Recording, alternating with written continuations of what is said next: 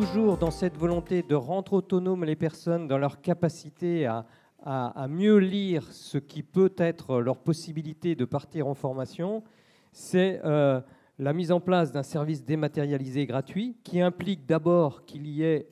au niveau national un système d'information qui regroupe l'ensemble des formations, qui existait jusqu'ici sur des systèmes d'information régionaux et qui, demain, sera un système d'information national géré par la Caisse des dépôts et consignations, et donc sur lesquels l'ensemble des formations devront être enregistrées, avec une application numérique qui sera mise en place à partir d'octobre 2019, c'est ce qui est annoncé à l'heure d'aujourd'hui, qui permettra pour l'ensemble des formations de connaître, pour l'ensemble des personnes,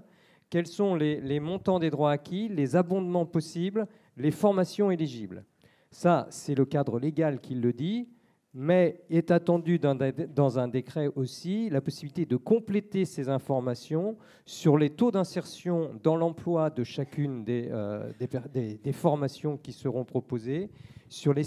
salaires prévisionnels à l'embauche, des commentaires aussi qui pourront être laissés par les personnes qui sont passées en formation et des comparateurs d'offres par rapport à des certifications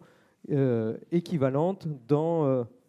le territoire proposé. Voilà. L'objet est bien le même que pour celui du CPF, c'est la possibilité pour les personnes d'avoir accès à une information qui leur permette de faire des choix éclairés par rapport à la possibilité de partir en formation sur le territoire avec une présentation de ce que sont aujourd'hui les formations et de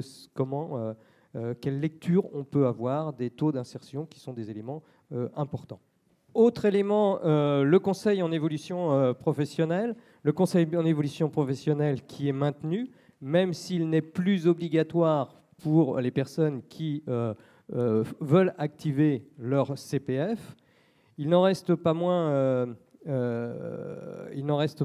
important pour les personnes qui sont en réflexion par rapport à leur parcours professionnel. Donc jusqu'ici,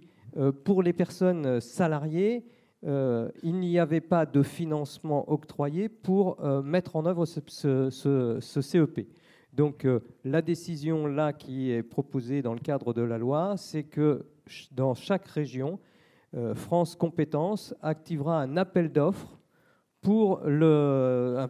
appel d'offres régional qui permettra de multiplier les capacités de conseil en évolution professionnelle sur les territoires. Donc ce qui est aujourd'hui pris en charge par les OPACIF globalement, eh bien, demain rentrera dans un cadre plus général qui est celui de l'appel d'offres et qui permettra, avec des conditions notamment qu'on a pu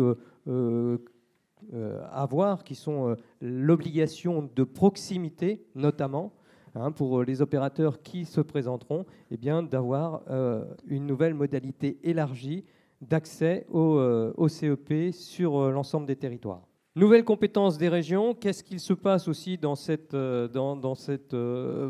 proposition de loi? C'est l'organisation des actions d'information sur les métiers, les formations en direction des élèves, de leurs familles et des étudiants, et qui peut aller dans les établissements scolaires s'il y a acteur des autorités académiques, et qui se fera en coordination avec les psychologues de l'éducation nationale et les enseignants volontaires. Mais il y a là la possibilité pour la région d'avoir une action complète sur la présentation des métiers en direction des jeunes scolaires.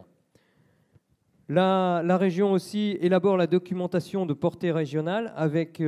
sur les métiers, avec le transfert des missions et des personnels des DRONICEP qui vont passer sous la responsabilité des régions.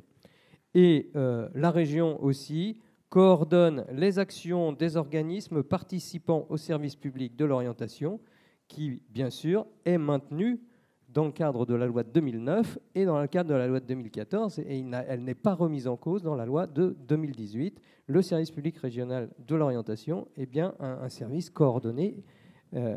et il a toute son importance dans la stratégie de formation professionnelle.